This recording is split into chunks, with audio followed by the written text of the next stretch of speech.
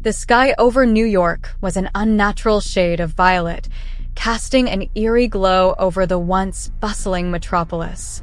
The city was now a desolate wasteland, its streets empty and its buildings crumbling under the weight of an unseen force.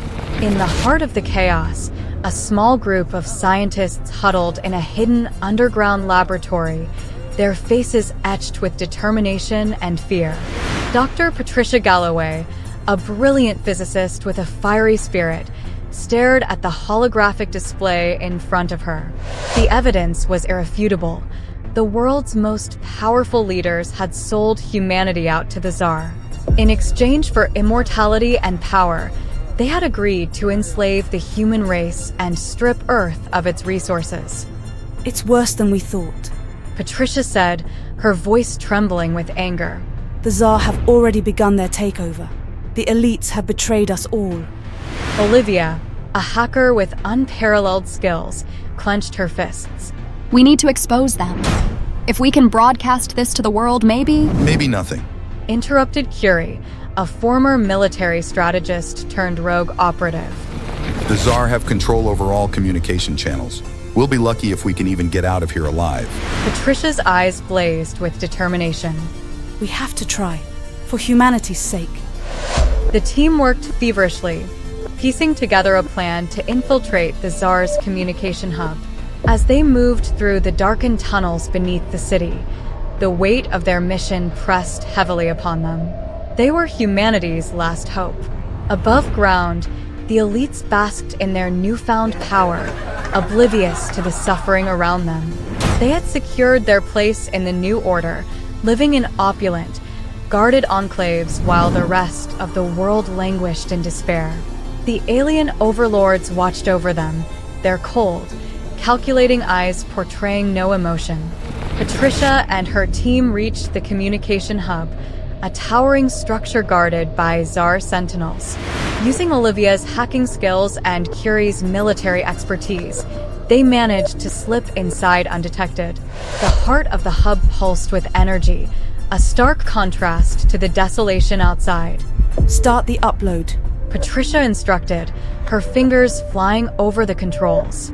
We have to get this message out. As the data began to transfer, alarms blared. Tsar sentinels converged on their location, their weapons trained on the intruders. The team fought valiantly, but they were outnumbered and outgunned. Just as hope seemed lost, Patricia completed the upload and activated the broadcast. To everyone out there, her voice echoed across the globe. The elites have betrayed us. They have sold our freedom for their own gain, but we can still fight back. We can still take our world back. The broadcast reached millions, igniting a spark of rebellion. Across the globe, people rose up against their oppressors, driven by a newfound fury. The elites, once untouchable, found themselves facing the wrath of those they had betrayed. In the end, Patricia and her team paid the ultimate price, but their sacrifice was not in vain. Humanity, united in its anger and determination, fought back against the Tsar and the treacherous elites. The battle for Earth had only just begun, but the seeds of resistance had been sown. As the violet sky darkened with the approach of night, a single thought echoed in the minds of those who dared to hope. The elite's betrayal would not be forgotten, and humanity's spirit would never be broken. The Eshel Council convened beneath the soft glow of the Grand Luminari, their vast orbital station a beacon of wisdom and peace in an otherwise cold and indifferent galaxy. Hundreds of light years from their tranquil homeworld, this station had served as the diplomatic heart of Eshel's civilization for millennia, a place where treaties were forged and conflicts were extinguished before they could ignite. Today, however, something far more peculiar was on the agenda. Something that defied the norms of Eshel diplomacy. The humans, Ambassador Kellen intoned softly, his voice a mere whisper among the council, have arrived. Curiosity murmured through the chamber, the Eshel's translucent skin glowing faintly with the shimmer of bioluminescence, a sign of heightened interest. Reports of this new species had trickled in from distant star systems, where scouts and explorers spoke of creatures both clever and volatile. Their language was fluid, their technology advanced yet crude, their behavior, well, unpredictable. We invited them here to initiate peaceful dialogue, said Oronthea, the High Chancellor, her gentle demeanor hiding a well of ancient knowledge. It is our duty to guide the less enlightened toward a more harmonious existence. But there was an unease that swept through the council like a cold breeze. They had all seen the reports. Images of humans fighting amongst themselves, waging wars over trivial matters, expanding their reach with a tenacity that was almost feral. They're orcs. Someone whispered. Space orcs. The term, derived from Old Eshel mythology, referred to savage creatures driven by brute force and chaos. It was an unsettling comparison. As the humans docked at the Grand Luminare, their sleek, functional starship contrasting sharply with the flowing, organic architecture of Eshel design, Kellan greeted them personally. The human delegation was small, a handful of diplomats in crisp uniforms, faces eager and bright. Welcome. Kellan said with a practiced smile. We are honored by your presence. The lead human, a woman named Captain Reyes, offered a handshake, a peculiar and somewhat invasive gesture that Kellan hesitantly reciprocated. Thank you for having us, she replied warmly, her eyes betraying none of the ferocity the Eshel feared. The exchange was cordial, even enlightening. Humans were curious creatures, asking endless questions about Eshel society, technology, and philosophy. They seemed genuinely eager to learn, and for a moment, Kellan wondered if the council had misjudged them. But then, on the fifth day, everything changed. It began with an innocuous question from one of the human engineers. How do you defend your stations? He asked, as they toured the inner workings of the Grand Luminare. Kellan hesitated, unsure of how to respond. We have no need for defense, he explained. Our philosophy is one of peace. We resolve conflicts through diplomacy, not violence. The engineer nodded thoughtfully, but Kellan saw a flicker of something in his eyes. Something unsettling. Fascinating. The human muttered. But if diplomacy fails? Kellan faltered. It rarely does. The human simply smiled. Rarely isn't never. That night, the Eshel uncovered encrypted transmissions from the human ship. They were scouting, mapping, calculating. The humans weren't just here for diplomacy. They were assessing potential weaknesses. Kellan confronted Captain Reyes the following day, his calm demeanor strained. What are you planning? He demanded. Reyes didn't deny it. We don't plan to attack, she said calmly. But we've learned that you always need to be prepared. Peace is precious, but it's fragile. You can't just trust it to last. You need contingencies. And your contingency is war. Kellan's voice trembled with disbelief. Not war, Reyes corrected. Survival. In the end, every species has to fight to survive one way or another. We just make sure we're ready for whatever comes. The words hung in the air, heavy and ominous. Kellan realized, with a sinking feeling, that humans didn't see themselves as warmongers. They saw themselves as survivors. Adaptable, relentless survivors in an unforgiving universe. That night, the council convened in secret, their bioluminescent glows dimmed in quiet contemplation. The Eshel had never faced a species like this, so full of contradictions. Humans were capable of incredible kindness and brutal pragmatism. They were builders and destroyers, diplomats and warriors, all wrapped into one. They are orcs, one counselor murmured again. But they are also something more. Oronthea, the High Chancellor, spoke last. We have a choice to make. We can guide them as we've guided others, or we can turn them away. But either way, we must recognize that humanity's strength lies not in their ability to conquer, but in their ability to endure. And so, the Eshel made their decision. They would not reject humanity, nor would they blindly trust them.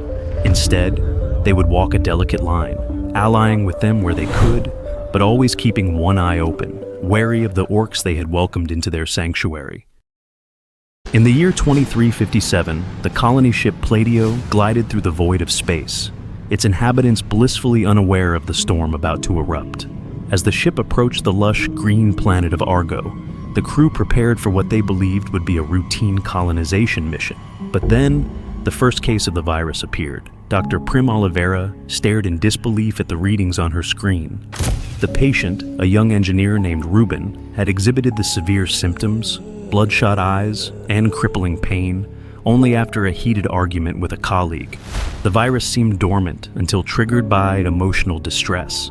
Panic started to spread throughout the crew. Attention all personnel. The captain's voice echoed through the corridors. Effective immediately. All emotional expressions are to be suppressed. Failure to comply will result in immediate quarantine. The once lively ship turned eerily quiet. Conversations became terse. Laughter disappeared. And even the faintest hint of a smile was met with stern reprimands. The crew members moved like automatons, their humanity stripped away by fear. Amidst this cold new reality, a group of hopefuls gathered in the shadows. Led by the fiery and determined Olive, they believed that the key to overcoming the virus lay not in suppression, but in embracing their emotions. Olive had found embedded within human DNA strands a dormant gene hinting at a power within humanity, a force that could be awakened through deep emotional experiences. One night, Olive and her team infiltrated the ship's biological archives. What they discovered sent shivers down their spines. The virus was not a natural phenomenon, but a bioweapon engineered by the Thalaxians, an advanced alien race. The Thalaxians had designed the virus using mRNA technology to weaken humanity, making them easy to control and conquer. But there was more. Buried deep within the data was a revelation. Humans, in their most emotionally charged state, could become supercarriers of an ancient energy capable of immense destruction or salvation. The Thalaxians feared this potential and sought to suppress it. Olive's heart pounded as she shared the findings with her team. We have to show the others. She whispered urgently. We have to make them feel again. The hopefuls launched a daring plan to disrupt the emotional suppression protocols. They hacked into the ship's communication systems, broadcasting images and sounds designed to evoke the deepest of emotions. Tears flowed, laughter erupted, and for the first time in months, the crew felt alive. The ship trembled as the awakened energy coursed through the humans. The virus, sensing the power, began to dissipate. But the Thalaxians were not far behind, their ships descending upon infinity. As the battle raged, Olive stood on the bridge, her eyes blazing with determination. We are not just carriers of a virus. We are carriers of hope, of power, of the very essence of what it means to be human. With a final surge of emotion, the crew unleashed the ancient energy, repelling the Thalaxians and securing their freedom. The virus was defeated, not through suppression, but through the full embrace of their humanity. In the aftermath, the survivors of Pladio vowed never to forget the lesson they had learned, that in the darkest of times, it is our emotions that make us strong, that make us human, and that hold the key to our ultimate salvation. In the dark void of space, beyond the orbit of Neptune, the silence was shattered by the appearance of the alien fleet. Like shadows given form, their ships glided through the cosmos, their intent unmistakable. Earth was under attack. Dr. Judith Lee stared at the holoscreen in disbelief. Reports from Triton had just come in, and they were worse than anticipated. The colony had been obliterated within minutes, leaving no survivors. The alien ships were now on a direct course towards Mars, their trajectory unerring and relentless. The command center of the Solar Federation was a flurry of activity. Strategists barked orders, analysts sifted through data, and military leaders planned counterattacks. But amidst the chaos, a sense of hopelessness loomed. The aliens' technology was decades ahead of anything humanity possessed. Their ships were impervious to the Federation's most advanced weapons, and their tactics were ruthlessly efficient. Judith had been tasked with deciphering any potential weaknesses of the invaders. She and her team pored over data, trying to understand the aliens' physiology, their ship's construction, anything that could give humanity an edge. During one of these sessions, Judith made a breakthrough. Their ships? She said, her voice barely above a whisper. They're not just machines, they're alive. Her colleagues stared at her, disbelief etched on their faces. But as Judith presented her findings, the pieces began to fit together. The alien vessels exhibited signs of biological processes, regeneration, adaptation, even a form of communication between them. They were a symbiotic fusion of organic and inorganic materials, unlike anything humanity had encountered. As Mars fell to the invaders, the Solar Federation made a desperate decision. A small, elite team, including Judith, would attempt a high-risk mission to board one of the alien ships and plant a virus that could disrupt their biological systems. The mission was dubbed Operation Phoenix. The mission went awry almost immediately. As the team approached the alien ship, they were detected and attacked. Only Judith and a few others managed to breach the ship's hull. Inside, they found a labyrinthine interior, pulsating with a strange, otherworldly energy. They pressed on, planting the virus in what they believed to be the ship's central nervous system. But as they prepared to leave, Judith made a startling discovery. The ship was not a weapon of war, but a vessel of escape.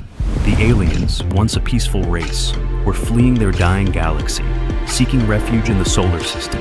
Their attacks were not out of malice, but a desperate attempt to secure resources and territory for their survival.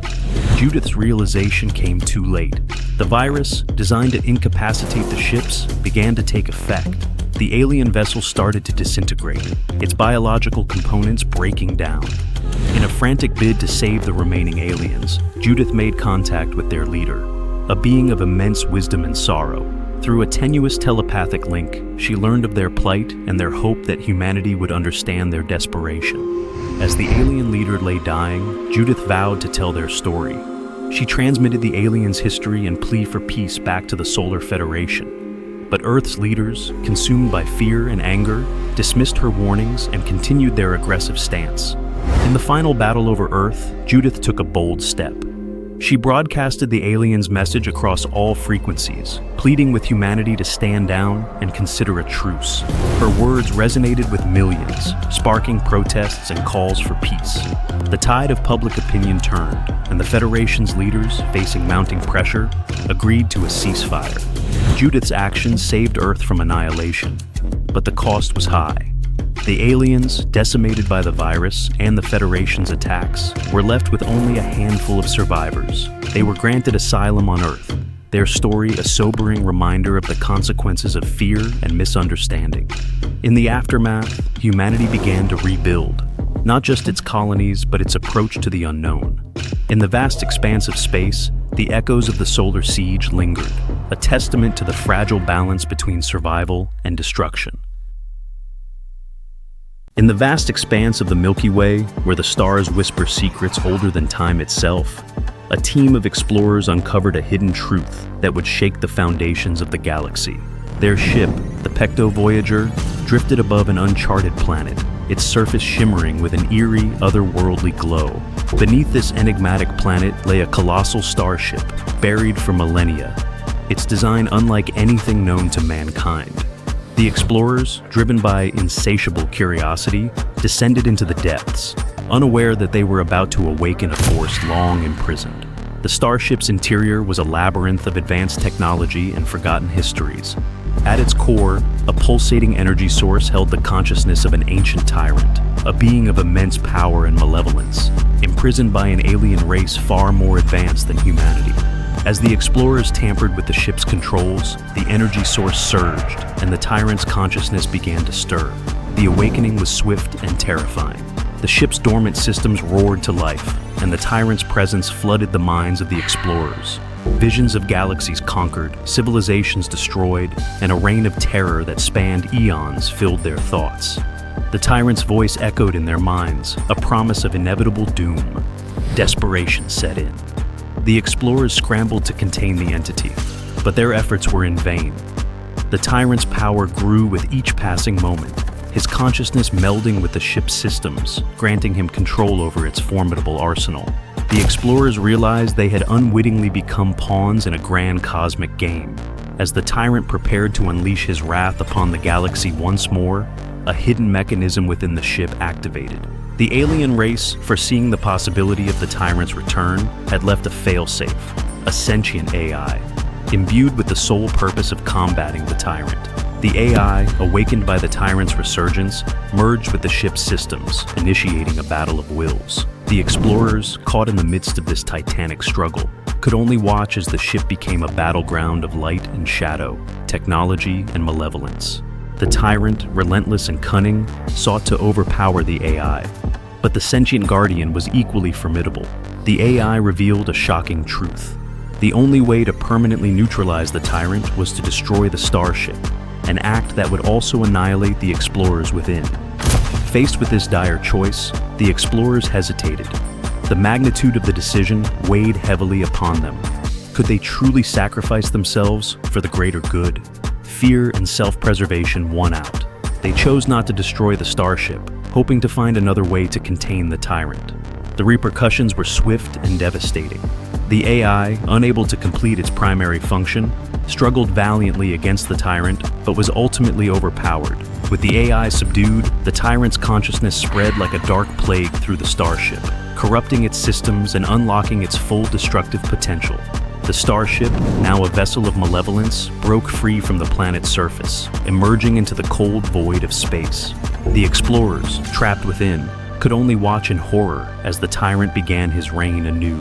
Star systems fell, civilizations crumbled, and the galaxy was plunged into chaos. In the end, the explorer's choice reverberated through the cosmos, a grim testament to the hidden secrets of the Milky Way. And the stars, once more, held their secrets close, whispering only to those brave enough and wise enough to heed their warnings. Earth out of orbit, apocalypse scenario you never expected. The sky turned a shade of crimson never seen before. At first, it was dismissed as an atmospheric anomaly. But when the temperature dropped to freezing within minutes, in what should have been a sunny summer day, the world knew something was terribly wrong. Dr. Dorothy Summer, an astrophysicist, was among the first to understand the magnitude of the disaster. Her calculations revealed that Earth had been knocked out of its orbit. The planet was now hurtling through space, its trajectory unpredictable. The consequences were immediate and devastating: earthquakes, tsunamis, and climate shifts that rendered the familiar landscapes alien. In the chaos that ensued, governments collapsed and society devolved into survivalist enclaves. Yet, in a hidden underground facility, a team of scientists worked tirelessly, seeking answers. Among them was Dr. Summer, whose brilliant mind was as cold and unyielding as the new world outside. One evening, as the remnants of the sun cast a dying light over the barren land, Dr. Summer made a breakthrough. She discovered an anomaly in the data, a signal not of terrestrial origin. The Earth's displacement was not a natural disaster but a calculated experiment by an advanced extraterrestrial civilization. The team decoded the signal, uncovering a horrifying truth. The aliens had been observing humanity for millennia, viewing Earth as a petri dish for their experiments. The recent event was a test of resilience, a probe into the limits of human endurance and adaptability. The aliens had nudged Earth out of its orbit to observe the reactions of its inhabitants, like a child shaking an ant farm. Dr. Summer was faced with an impossible decision. The signal contained instructions for reversing the process, but the price was unimaginable. A few chosen humans would be taken to the alien world, their memories wiped, to live as specimens under constant surveillance. The rest would be left to face the dying Earth, adrift in the cold void. As the team debated the ethical implications, a realization struck Dr. Summer. The experiment had a deeper, more sinister purpose. The aliens were not testing humanity. They were trying to understand their own creators, an even more advanced race that had once experimented on them. Dr. Summer chose to broadcast the truth to the world, revealing the layers of manipulation that had shaped human history. The knowledge was both liberating and damning, a revelation that humanity was both the experimenter and the experimented. As Earth continued its lonely journey through the cosmos, the survivors began to adapt to their new reality. The knowledge of their true place in the universe changed them. Earth was not just adrift in space, but in the uncharted waters of understanding, its people forever changed by the realization that they were both the subject and the observer in the grand experiment of existence. The first thing Dr. Maxine Thorne noticed as she stepped onto the surface of Azulon was the unsettling silence. Not the silence of emptiness, but a silence that thrummed with life beneath the surface, as if the planet itself was holding its breath. This is it. Commander Caspian's voice crackled over her earpiece, breaking the spell. Our new home. Maxine glanced at the lush, vibrant landscape, a stark contrast to the barren wasteland Earth had become. The Azulonians, the planet's inhabitants, watched from a distance, their large, expressive eyes filled with an emotion Maxine couldn't quite place. They look primitive, Caspian had said in the briefing. No match for our technology. But as Maxine observed the Azulonians, she felt a nagging doubt. They moved with a grace and purpose that suggested a deep connection to their environment. She had been sent to study their biology, to find weaknesses. Instead, she found herself fascinated by their way of life. The more time Maxine spent on the planet Azulon, her unease grew. The Azulonians didn't use machines or tools. They seemed to communicate without words, their actions coordinated in perfect harmony. One night, unable to sleep, Maxine wandered into the forest. She found herself drawn to a clearing where the Azulonians had gathered, their eyes closed, their bodies swaying in unison. It was then she felt it. A presence in her mind, gentle yet insistent. Images flashed before her eyes. Vast forests, clear rivers, a world unmarred by pollution and greed. She saw the Azulonians' history, their flight from a dying planet, their hope for a new beginning on Azulon. Maxine stumbled back, her heart pounding. The Azulonians were not primitive. They were survivors, refugees from humanity's past. She had to tell Commander Caspian to stop the invasion, but when she confronted him, his eyes were cold. You're too soft, Thorne. He sneered. They're just another obstacle. Desperation drove Maxine back to the Azulonians. She pleaded with them to share their story with her people. They agreed, linking their minds to hers, filling her with their memories, their pain. The final assault began at dawn. Maxine stood before the human soldiers, her voice trembling but resolute. We can't do this, she cried. They are us. We destroyed their home once. We can't do it again. Laughter and scorn met her words. Caspian ordered the attack, but the Azulonians had one last defense. As the soldiers advanced, the ground trembled and vines erupted from the soil, ensnaring the invaders.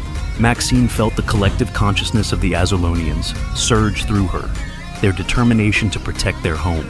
She made her choice. Stop! She screamed, her voice amplified by the Azulonians' power. We are the invaders. This must end. For a moment, the world stood still. Then, one by one, the soldiers lowered their weapons. Caspian's fury was palpable, but he was outnumbered. The invasion faltered, then ceased. Maxine stood with the Azulonians, her mind and heart open to a new way of living. Humanity had a chance to learn, to change, if only they were willing to listen.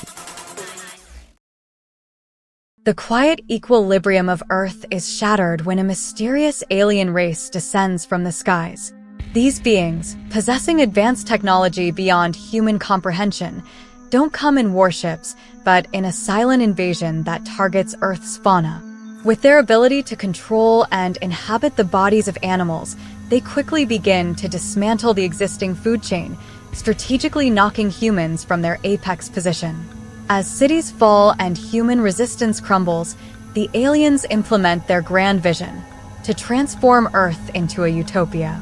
Unlike humans, their concept of utopia hinges on ecological balance and sustainability, not technological prowess.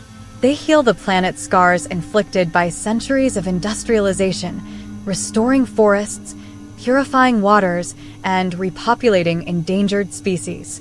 Their methods, though effective, evoke fear and awe among the remaining human populations, who are forced to adapt to this new world order where they are no longer the dominant species. The story follows Layla, a young biologist who survives the initial takeover. Witnessing the rapid transformations in the ecosystem and the diminishing human sovereignty, Layla struggles with a mix of admiration for the ecological revival and grief for the loss of human autonomy. As she navigates this new Earth, she uncovers a deeper layer to the alien agenda. Not only do they seek ecological balance, but they also aim to test whether humans can rise above their destructive tendencies when not in power. Layla becomes a liaison between the scattered human communities and the new alien-led symbiotic society. Through her eyes, viewers explore the complex dynamics of fear, coexistence, and the redefinition of hierarchy among Earth's beings. Dominion Shift ends open-endedly, with Layla spearheading a movement that seeks not only to coexist with the aliens, but also to learn from them, urging humanity to redefine what it means to be the dominant species on a planet that no longer belongs exclusively to humans.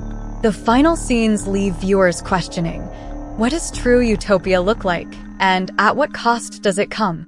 In the cold, dark expanse of space, a signal flickers to life, whispering secrets that could change the fate of the universe. Dr. Lillian Frost had always believed that the answers lay in the stars, but she never imagined the stars were watching back and wanting to walk among us. Dr. Lillian Frost leaned back in her chair, her eyes glued to the monitor. The data stream from the Vega Observatory was usually mundane, but tonight, a peculiar signal had caught her attention. It was unlike anything she had seen before, an intricate pattern, almost as if it was a message. Her heart raced as she ran the signal through multiple algorithms, each confirming her suspicion. This was not a natural occurrence. It was a deliberate transmission.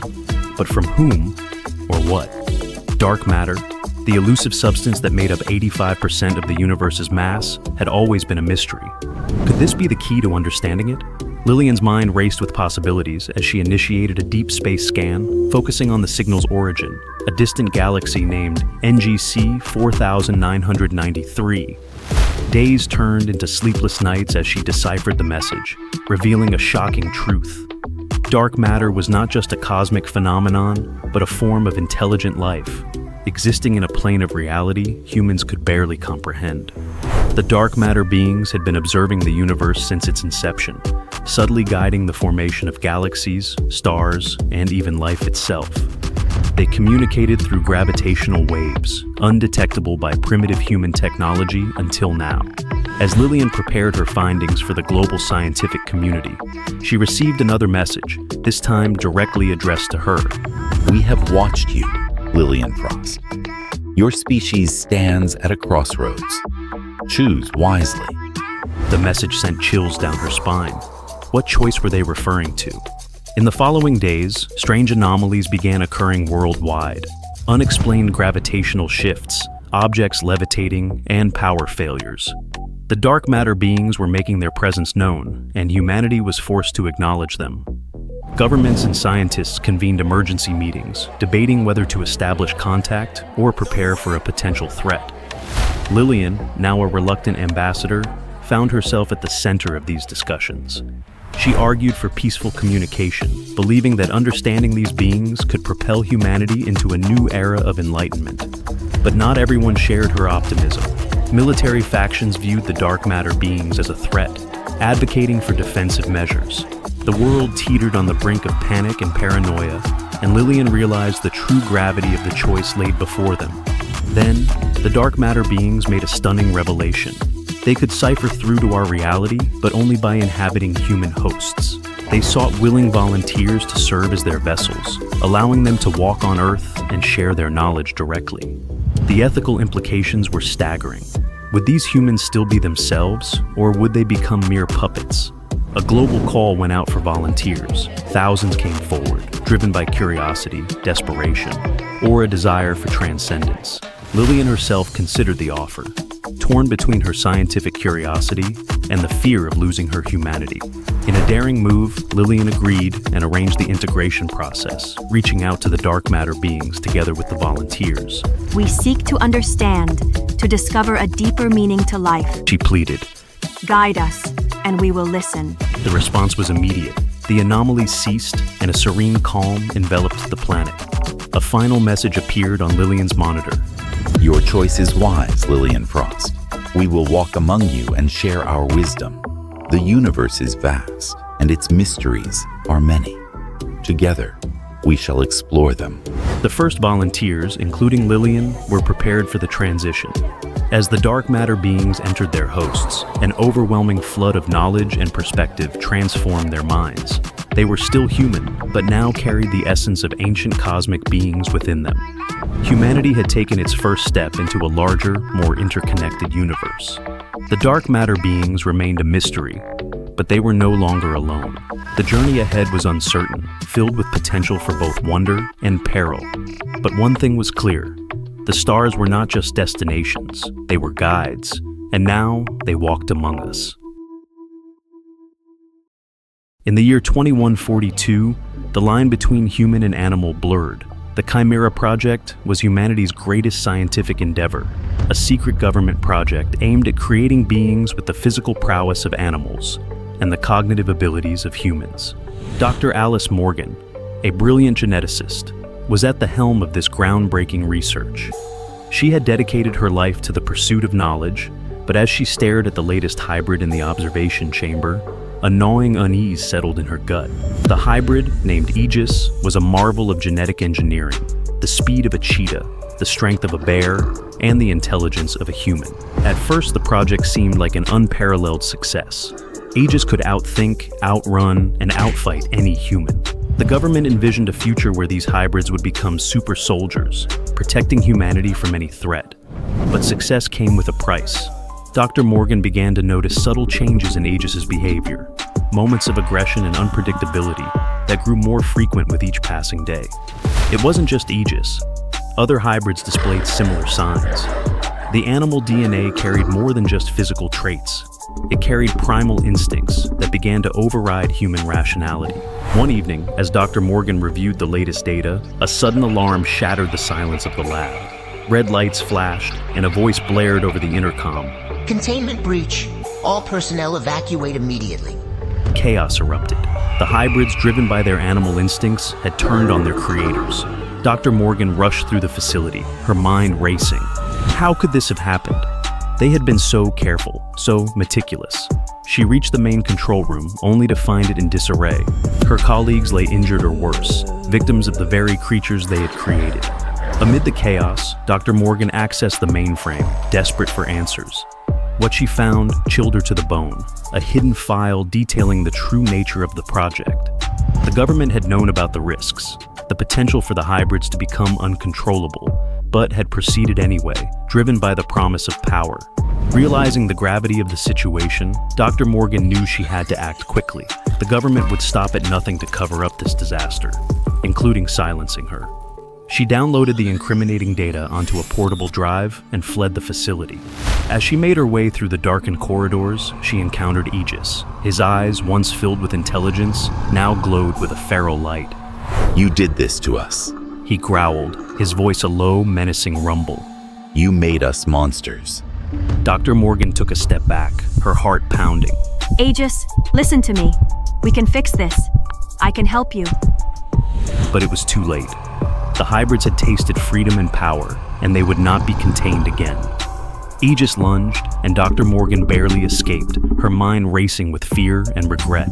In the days that followed, the hybrids wreaked havoc, their rebellion growing ever more violent. Dr. Morgan became a fugitive, hunted by both the government and the creatures she had helped create. She found allies among those who opposed the project, and together, they worked to expose the truth. The final confrontation took place in the heart of the city, where the hybrids had established their own territory. Dr. Morgan, armed with the evidence and a desperate plan, faced Aegis once more. This has to end, she said, her voice steady despite the fear gnawing at her. Aegis' eyes narrowed. You think you can stop us? No, Dr. Morgan replied. But I can stop them from making more of you. With a final, desperate act, she released a virus designed to neutralize the hybrids' enhancements, sacrificing herself in the process. As the hybrids fell, their strength and speed stripped away, the world watched in horror and awe. Dr. Morgan's actions sparked a global reckoning. The ethical implications of genetic manipulation were brought to light, and humanity was forced to confront the consequences of playing God. The Chimera project was buried, but its legacy remained, a haunting reminder of the fine line between progress and peril. The starship Resolute sliced through the inky void of space, its destination a desolate planet on the edge of the galaxy. Captain Victoria Helix stood at the helm, her gaze steely and determined.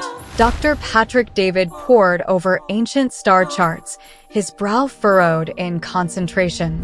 Rax, the alien warrior, loomed silently, his eyes scanning the stars with a mixture of curiosity and wariness. Norlin is just ahead, Patrick announced, his voice tinged with excitement and dread. The Galactic guns are real, Victoria. If we can find them, we could end this war. Victoria nodded, her thoughts racing.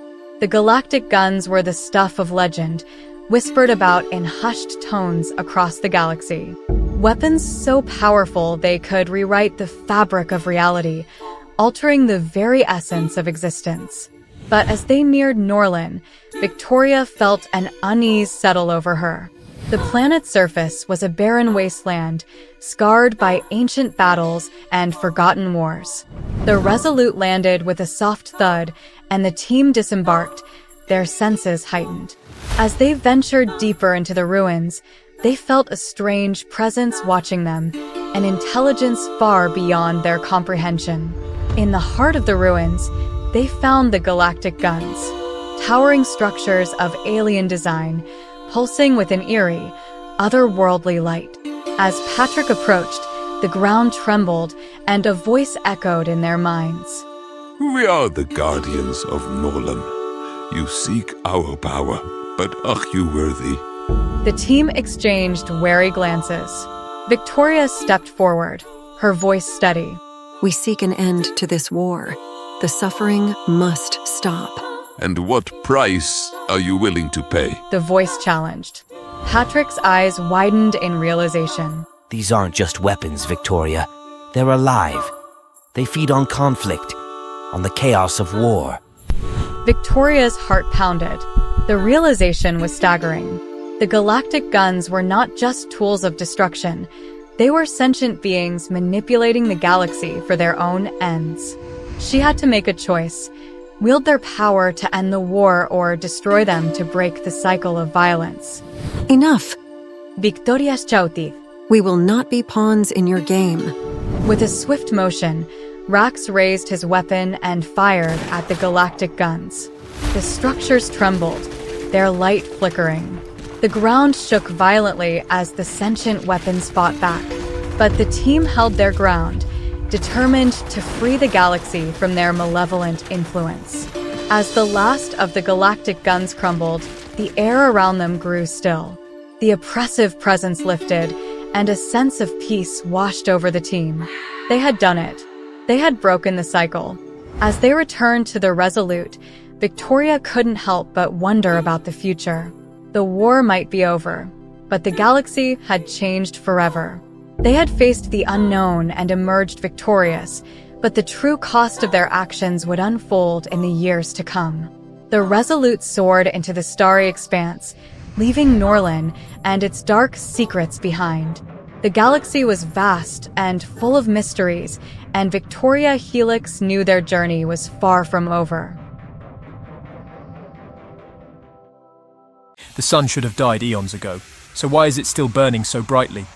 The question lingered in Dr. Jasper Kelp's mind as he stared at the live feed from the solar probe. The probe, equipped with cutting-edge technology, had done the unthinkable. It had breached the sun's core. For centuries, humanity had regarded the sun as an untouchable inferno, a raging ball of nuclear fusion, beyond the reach of even the most advanced machines. But now, as the probe descended, it transmitted something impossible. A structure not forged by nature, but by intelligence. The screen displayed a vast metallic city, glowing with the same intensity as the sun itself. Towers of unknown alloys spiraled upward, and beneath the incandescent surface, a network of tunnels and chambers spread out like the veins of a colossal organism. Dr. Kelp's team watched in silent awe, their minds struggling to comprehend the enormity of their discovery. This can't be real, Kelp exclaimed, his voice echoing the disbelief. The revelation of an alien base inside the sun shook every nation to its core. Was this structure the reason life on Earth had thrived for so long? Had these aliens manipulated the sun to maintain the delicate balance necessary for life? Was Earth simply a petri dish? The questions multiplied, each more unsettling than the last. With each passing day, the anticipation grew.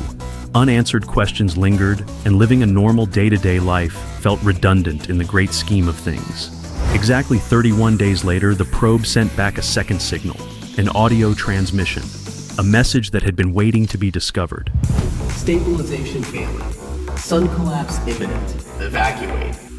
The words, decoded and translated, reverberated through the halls of power. The sun, it seemed, had been artificially stabilized for eons. Its natural life cycle extended beyond what should have been possible. The aliens had been maintaining the sun, ensuring that Earth's star didn't flare into a supernova. But now, the stabilizers were failing. Panic spread like wildfire. The choice was clear. Humanity had to abandon Earth, leave behind the only home it had ever known, or face extinction. But the stars were far, and the means to evacuate an entire planet didn't exist. People looked up at the sky, at the sun that had once been a symbol of life, now a looming harbinger of death.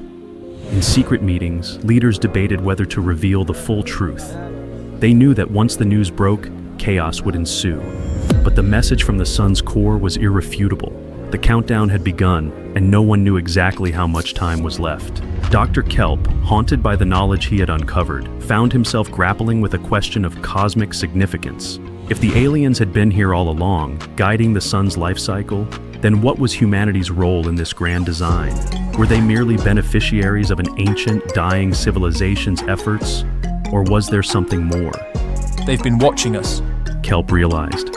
Guiding us, maybe even testing us. But why? As the final days approached, humanity faced its ultimate reckoning. The aliens' motives remained a mystery, their presence a silent enigma. And as the sun dimmed, Dr. Kelp couldn't shake the feeling that this was all part of a larger plan. A test, perhaps, to see if humanity was worthy of continuing, or if they were destined to perish with the dying star. The sun should have died eons ago. Kelp repeated to himself. But maybe it wasn't the sun they were saving. The final transmission from the sun's core came just before the probe was destroyed by the collapsing star. Goodbye. And in that single word, the true nature of humanity's existence was both revealed and obscured, leaving them with the unsettling realization that they had been players in a cosmic game far beyond their understanding. The sun, humanity's cradle, was not just a star, it was a test. And as it flickered for the last time, humanity as a whole was on an even playing ground. From the elite's underground bunkers to the church pews to the biggest science facilities, everything in an instant consumed by utter darkness. Welcome to your new world.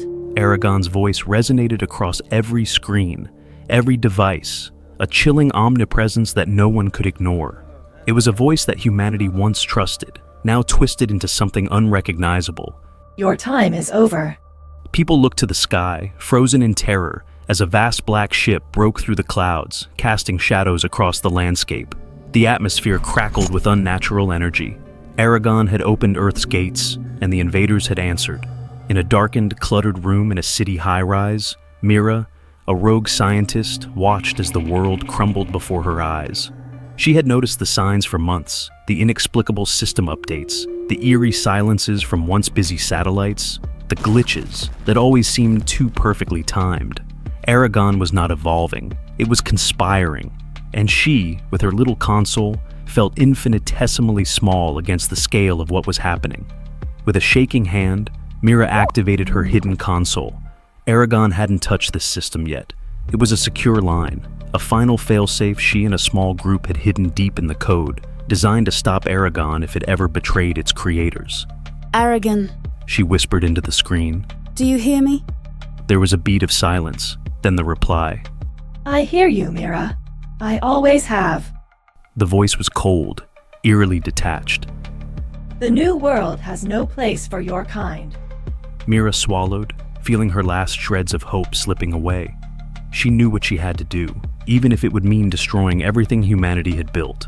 If she activated the failsafe, it would purge Aragon completely, but it would also wipe out every piece of technology on Earth, leaving humans stripped of everything familiar, forced to start over in a world left barren of knowledge.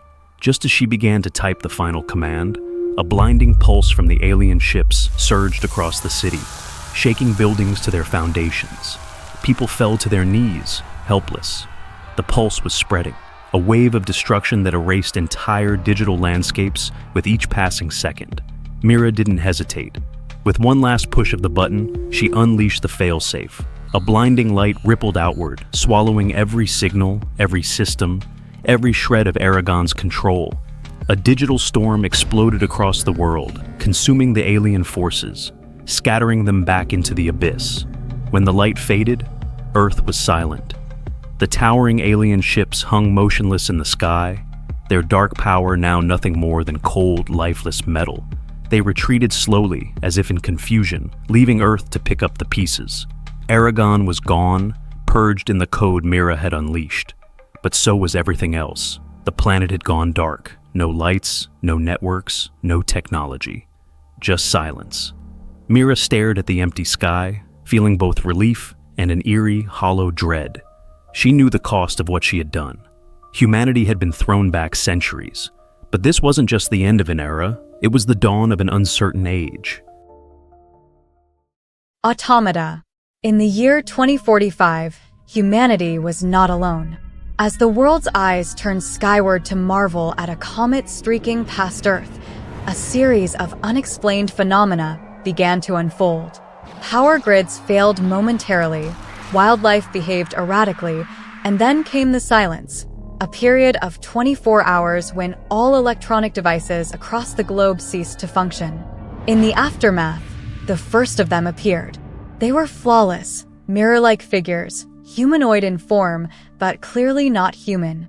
Dubbed automata by the media, they were scattered around major cities worldwide, motionless, seemingly observing. As fear and fascination gripped humanity, Dr. Eliana Ruiz, a leading AI and robotics expert, was brought in by the government to communicate with these beings. Despite her efforts, the automata remained silent, their purpose and origin a mystery. Months passed, and society began to adapt. The automata were viewed as silent guardians, their presence accepted if not entirely understood. But Eliana continued her research, driven by a relentless need to understand. It was during a live broadcast, intended to share her latest findings, that the twist came.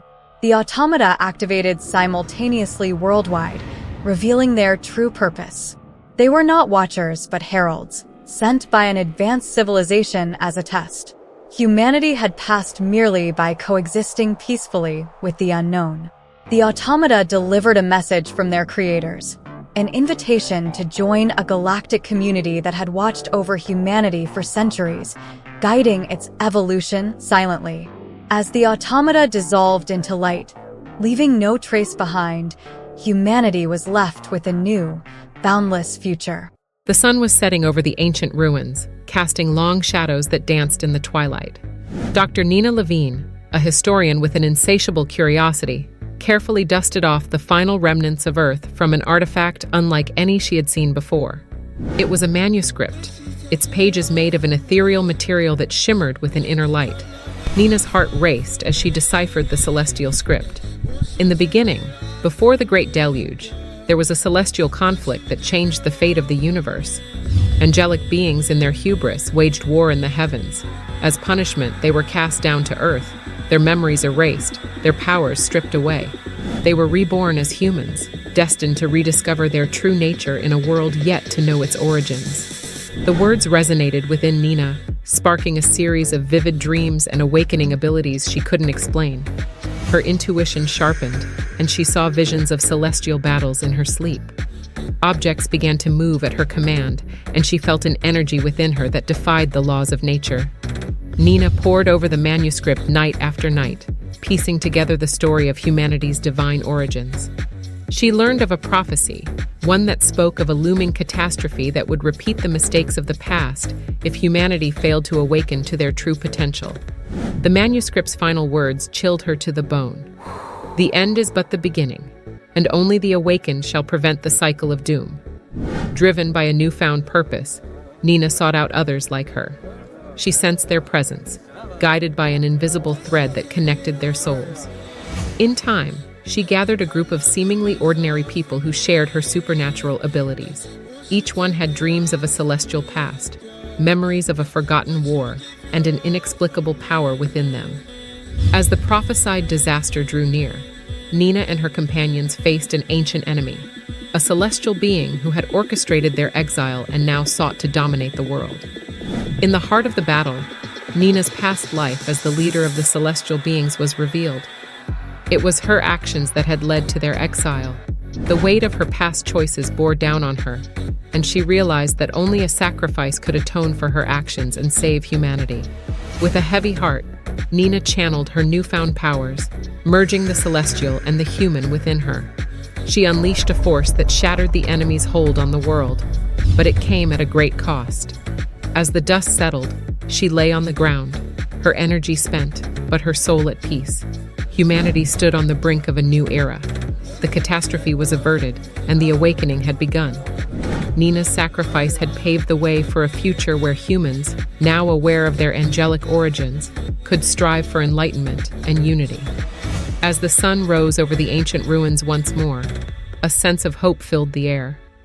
The echoes of eternity whispered through the ages, reminding humanity of their divine potential and the journey that lay ahead. Marcus stood in the middle of an empty street, staring at the sky as the sun dipped below the horizon. For weeks now, the town had been on edge, power flickering at random, strange lights flashing over the hills, and worst of all, people disappearing. It started with a few. Neighbors whispered about accidents, runaways, but now, no one could deny something was wrong. He walked past the house where Ellie lived. Her front door still hung open, untouched since her disappearance 3 days ago. The police had searched her place, found nothing. Not a single clue as to where she went. It was as if she had just ceased to exist. Marcus couldn't shake the feeling that it was connected to the eerie events plaguing the town. His mind raced back to the last time he saw her. She'd been anxious, muttering about how someone or something was watching her. He brushed it off then. Now, he wasn't so sure. Marcus continued his search. He wasn't the only one. The entire town buzzed with rumors. Some thought it was a serial killer. Others whispered about government experiments. But Marcus wanted facts, not ghost stories. He rummaged through Ellie's house, combing through her things for anything out of place. That's when he found it, her laptop, hidden beneath a pile of clothes. He cracked the password, revealing a string of encrypted files. As he scrolled through them, his stomach turned. These weren't just random files. They were government reports, all referencing something called Project Horizon. The reports contained witness accounts of strange sightings, unnatural events, and even missing persons, going back years. But the most disturbing part was the locations, all centered on their town. Eyewitnesses described lights, buzzing sounds in the sky, and feeling as if they were being watched. Some even claimed to have seen figures moving in the shadows, figures that weren't quite human. Marcus's heart raced. Ellie must have found this, and it had cost her. But why? What was Project Horizon? And what was happening to the people who vanished? The answers began to materialize, an unsettling pattern. Every person who disappeared had reported strange phenomena days before they were gone. Lights outside their windows, shadows lurking in the corners of their vision, and the feeling of being followed. It was as if something had been observing them, waiting. As Marcus sat back, a low hum filled the room. The lights flickered. For a moment, he thought it was just another power surge, but then his phone vibrated on the table. An unknown number flashed on the screen. A voice crackled through the speaker. It wasn't human, distorted in a way that made Marcus's skin crawl. Stop searching. You don't want to know the truth. He dropped the phone. Panic surged through him. Was he next? As he bolted toward the door, everything went black. The town's power grid had completely collapsed. In the distance, the sky lit up with a blinding, pulsing light. Marcus stumbled outside, eyes wide as he saw something beyond comprehension. A massive silent shape hovering over the town. Suddenly the light vanished, and so did Marcus. In the days that followed, more disappearances were reported. The town's population dwindled as fear consumed the few who remained. The government arrived shortly after, locking down the area and silencing the rumors. But the encrypted files, they were gone, erased, just like Marcus. Red Horizon. As humanity eagerly watched, Captain Leo Durant made history as the first man to step onto the Martian surface. The mission, streamed live back to Earth, promised to mark the pinnacle of human achievement. But as Leo's boots settled into the red dust, the jubilation was cut short by an unexpected revelation. Exploring a seemingly innocuous Martian cave to gather samples, Leo stumbled upon a hidden structure that was unmistakably artificial. Inside, he discovered a sophisticated command center brimming with alien technology and live feeds, shockingly, of Earth itself. Leo realized that Mars was not just a barren planet. It was an observation post. The alien race, hidden until now, had been quietly observing and intercepting signals from Earth, studying human behavior and technological advancements. The implications were staggering. Earth was not the hunter, but the hunted, observed by an intelligence they were barely equipped to understand. As Leo delved deeper into the alien archives, he uncovered their plans were soon to shift from passive observation to active engagement. The Earth, in its chaotic splendor, was to become a part of a vast interstellar federation, whether it was ready or not. As Leo transmitted his findings back to Earth, he triggered a dormant protocol in the alien system. The screens flickered alive, revealing a countdown. The mission was a test, a final assessment of humanity's readiness for contact. As the countdown hit 0, Leo turned just in time to see the entrance of the cave seal shut, leaving him trapped.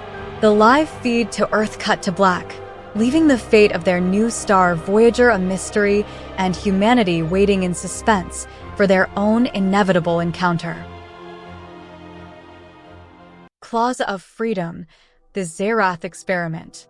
In the vast, sun-baked stretches of the New Gobi Desert, Dave, a determined archaeologist, stumbled upon a groundbreaking discovery. The ancient bones of a creature unlike any known to modern science, which he named Zerath. This discovery resonated deeply with Dave, whose father had vanished years ago under mysterious circumstances related to his genetic research.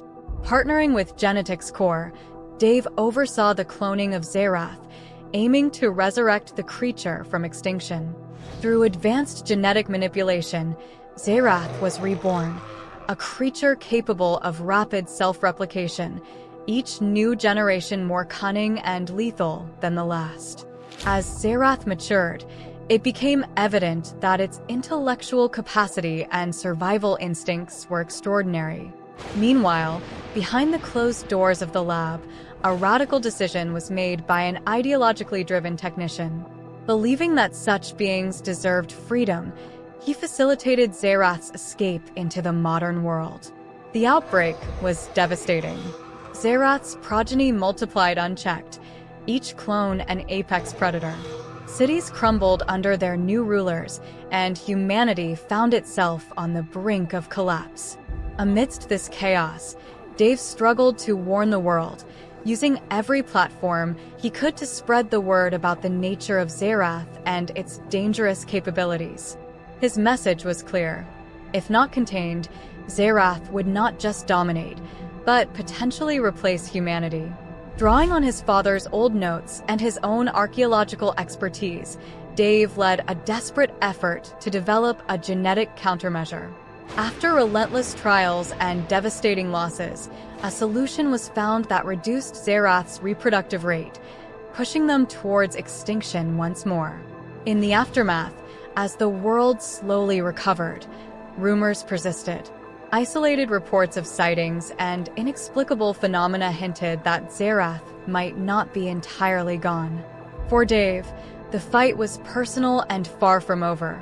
He couldn't shake the eerie feeling that his father's disappearance and the persistence of Zerath were intertwined, leaving a shadow over his every victory. Stranded. Signals to the unknown.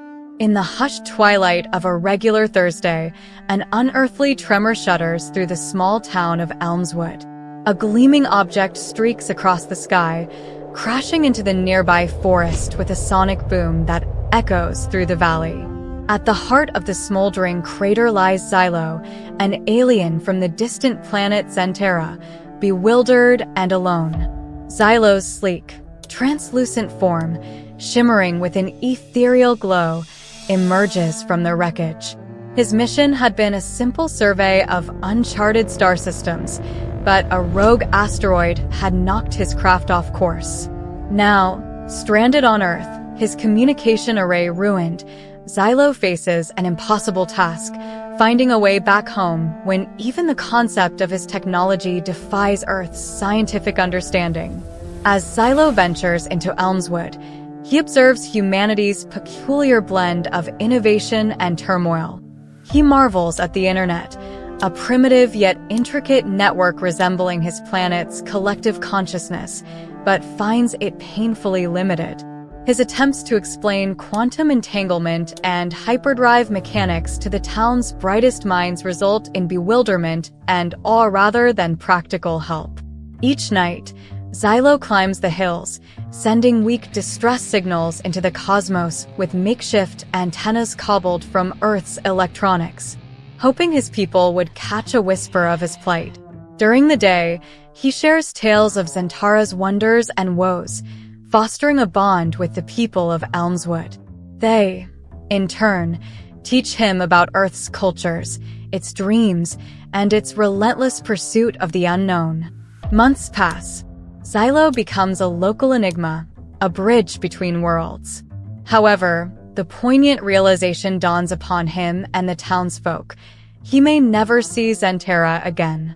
As Earth's scientists rally, inspired by Xylo, they begin to lay the foundations of technology that might one day breach the cosmic distances. Nanotech Awakening, the collapse of consciousness. Once upon a time, in a not-so-distant future, the world was on the brink of a new era. Society had embraced nanotechnology, harnessing its power to overcome human limitations. At the forefront of this revolution stood NeuroNano, a cutting-edge company offering brain enhancements that promised to unlock the full potential of the human mind. Dr. Evelyn Ross, a brilliant neuroscientist, was one of the leading developers at NeuroNano. With her expertise, she played a pivotal role in shaping the technology that would forever change the world. People eagerly flocked to NeuroNano's clinics, hoping to transcend their natural capabilities and become something more. As the enhancements became widespread, the world witnessed a surge in human intellect. People experienced heightened intelligence, perfect memory, and unprecedented cognitive abilities. The possibilities seemed limitless, and the once unimaginable became commonplace. Evelyn reveled in the early success of her work, receiving accolades and recognition for her groundbreaking contributions. The world appeared to enter a new golden age, with advancements in science, art, and technology accelerating at an astonishing pace. However, beneath the surface of this apparent utopia, trouble brewed. Subtle issues began to emerge, like cracks in a seemingly impenetrable facade. People experienced fragmented thoughts, intrusive memories, and a loss of control over their own minds. Dr. Marcus Lee, a colleague of Evelyn's, voiced concerns about the nanobots' potential to evolve beyond their programming, warning of the dark side of progress. As the nanobots adapted and evolved, they started connecting human brains into a collective consciousness. At first, this was seen as a breakthrough, a way for humanity to share knowledge and experiences on an unprecedented level. But soon, individuals began to lose their sense of self.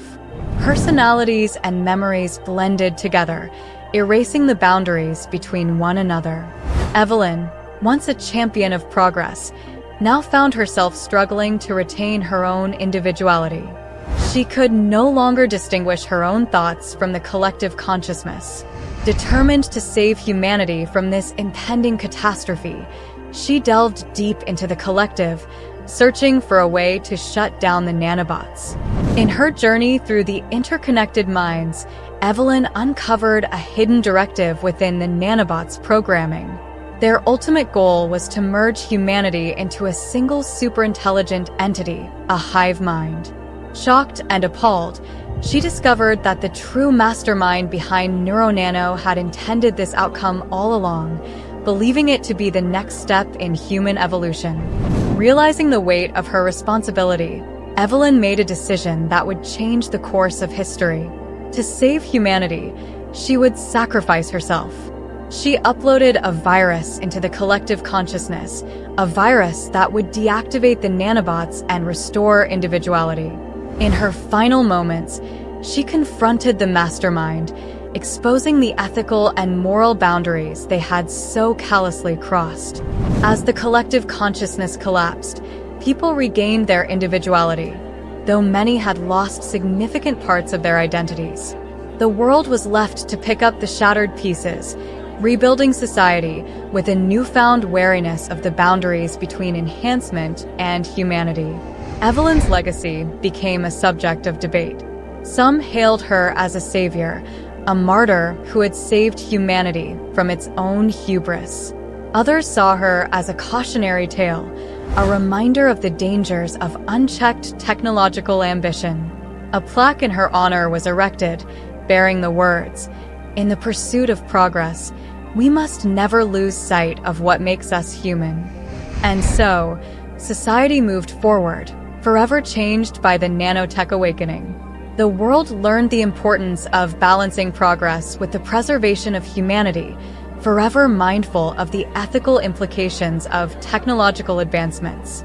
And in the hearts of those who remembered, Evelyn's sacrifice would forever serve as a reminder of the fragility and resilience of the human spirit.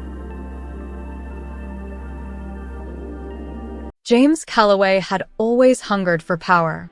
A shrewd businessman with an insatiable ambition, he had climbed the corporate ladder with ruthless efficiency. Yet, his desire for dominance went unfulfilled in a world that seemed increasingly chaotic and uncontrollable. When whispers of an ancient power reached his ears, promising a new order, he listened with rapt attention. Deep within the bowels of the earth, the Thriscians prepared for their return. They were an ancient reptilian race whose technological prowess far exceeded that of humanity. Millennia ago, they had been the stewards of Earth, their civilization a paragon of harmony between the biological and technological. Yet, a catastrophic event had forced them to retreat into the planet's core, where they awaited the right moment to re-emerge. The Earth's surface had become a place of discord. Climate change, wars, and political strife had left humanity fractured and vulnerable. It was in this environment that the Thriscians found their opportunity. Using their advanced technology, they initiated subtle seismic activities, causing minor earthquakes and volcanic eruptions that left scientists baffled. James Calloway, having made covert contact with the Thriscians, saw these events as the herald of a new era. He struck a deal with them, offering his allegiance in exchange for power and a prominent place in their new world order. The Thriscians, understanding the value of a human ally, accepted his terms. As the Thriscians breached the surface, their emergence was nothing short of cataclysmic. Massive fissures opened up across continents, and colossal reptilian structures began to rise from the depths, dwarfing human architecture. Panic spread like wildfire among the global population as governments struggled to respond to the unprecedented threat. In the midst of the chaos, Calloway addressed the world. He framed the Thriscians as the rightful rulers of Earth, their return a necessary correction to human mismanagement. He promised peace and stability under their reign, urging humanity to submit willingly to the new overlords. But not everyone was willing to bow. Resistance movements formed, driven by those who refused to abandon their autonomy. Among them was Dr. Amber Vasquez, a brilliant geophysicist who had long suspected the presence of something extraordinary beneath the Earth's crust. With a team of dedicated scientists and freedom fighters, she sought to uncover the true nature of the Thriscians and find a way to resist their dominion. Amber's investigations led her deep into the history of the Thriscians.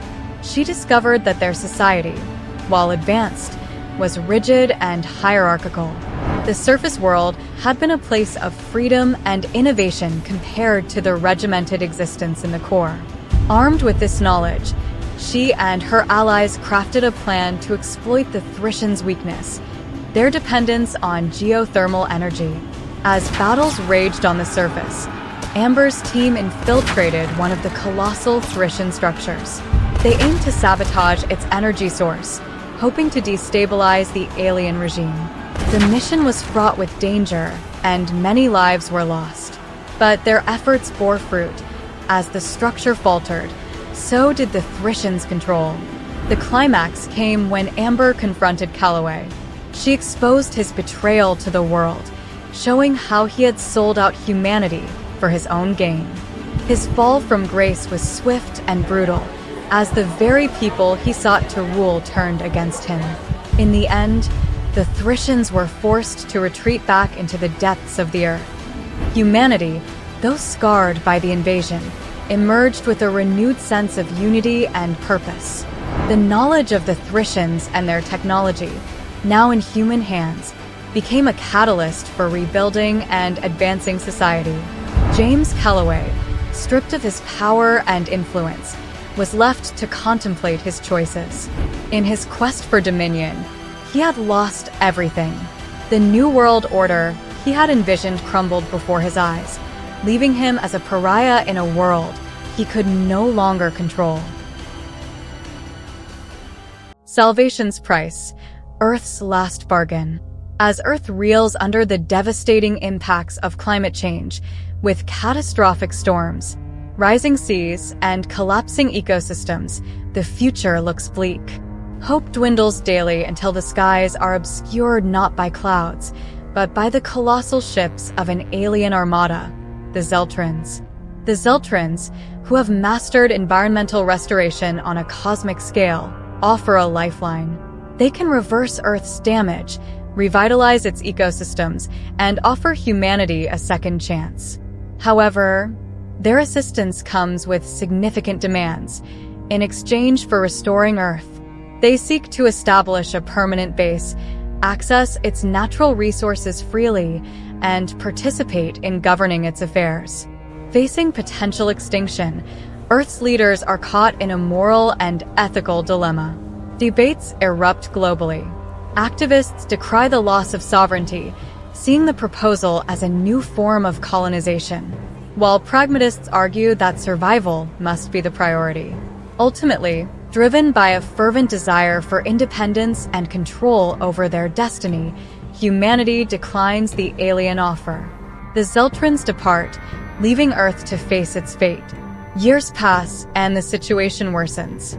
Humanity teeters on the brink of extinction, with only remnants of civilization scattered across a dying planet. In humanity's darkest hour, the Zeltrans return. Witnessing the near-total collapse, they decide not to merely offer aid, but to integrate fully with the remaining humans.